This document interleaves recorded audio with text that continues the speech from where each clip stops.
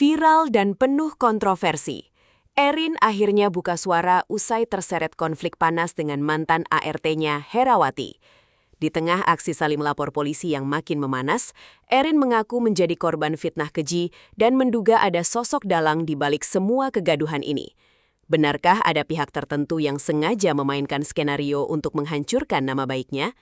Sementara itu, Herawati juga tak tinggal diam dan membantah semua tuduhan yang diarahkan kepadanya. Lalu siapa sebenarnya yang berkata jujur? Simak fakta lengkap dan drama panasnya sampai akhir. Konflik antara Erin dan mantan asisten rumah tangganya, Herawati, kini menjadi sorotan publik setelah keduanya terlibat aksi saling lapor ke pihak kepolisian. Erin mengaku terkejut karena persoalan pribadinya mendadak viral dan menjadi bahan pembicaraan luas di media sosial. Dalam keterangannya, Erin merasa dirinya telah difitnah secara keji hingga nama baiknya tercoreng. Ia bahkan menduga ada pihak tertentu yang sengaja mengainkan situasi untuk menciptakan kegaduhan di tengah masyarakat. Dugaan tersebut muncul karena menurut Erin, kasus ini berkembang terlalu cepat dan membentuk opini bahwa dirinya adalah sosok majikan yang kejam terhadap asisten rumah tangganya. Kuasa hukum Erin, Sunan Kalijaga, turut memperkuat dugaan adanya pihak di balik layar yang sengaja mengatur jalannya konflik ini. Menurutnya, langkah Herawati yang berani melapor polisi, menggelar konferensi pers, hingga menyewa pengacara dianggap tidak biasa.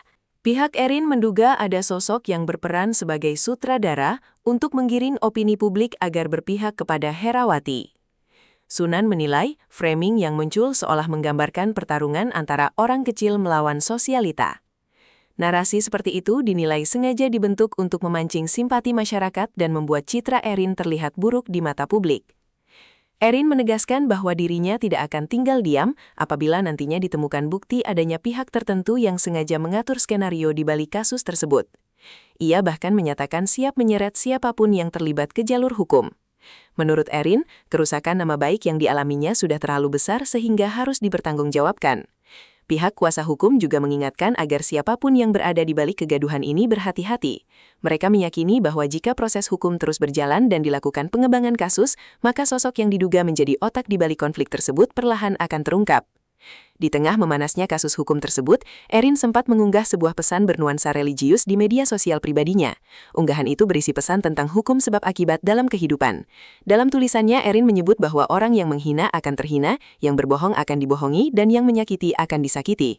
Unggahan tersebut langsung menarik perhatian publik dan dianggap sebagai sindiran terhadap pihak yang kini berseteru dengannya.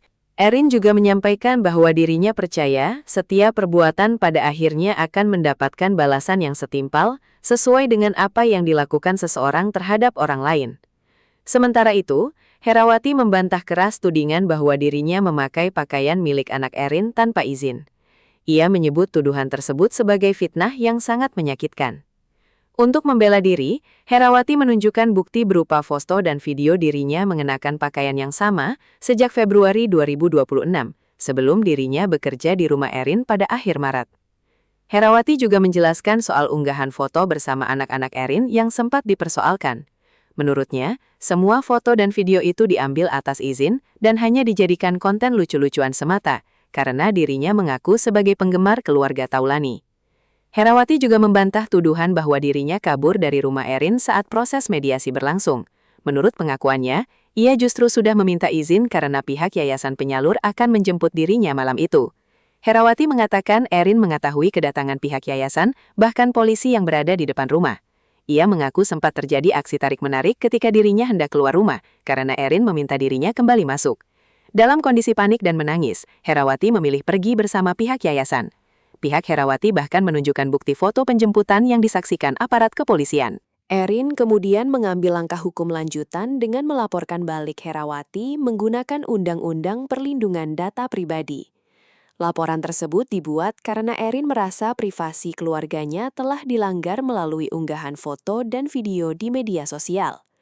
Salah satu unggahan yang dipermasalahkan adalah foto putra Erin dengan caption yang dianggap tidak pantas.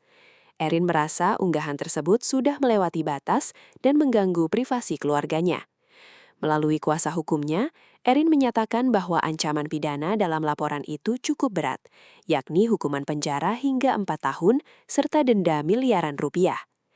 Praktisi hukum senior Hotman Paris Hutapea turut memberikan pandangan terkait kasus yang kini ramai diperbincangkan itu. Menurut Hotman Paris, laporan dugaan penganiayaan terhadap Erin dapat mengalami hambatan apabila tidak disertai bukti visum dan saksi yang kuat. Ia menjelaskan bahwa dalam perkara penganiayaan, visum merupakan salah satu unsur penting untuk membuktikan adanya tindakan kekerasan. Di sisi lain, Erin juga mendapat dukungan moral dari sahabatnya, Fitri Salhuteru. Fitri meminta Erin tetap kuat menghadapi ujian yang datang bertubi-tubi dan mengabaikan berbagai pemberitaan negatif karena ia yakin Erin adalah pribadi yang baik dan tidak seperti yang dituduhkan.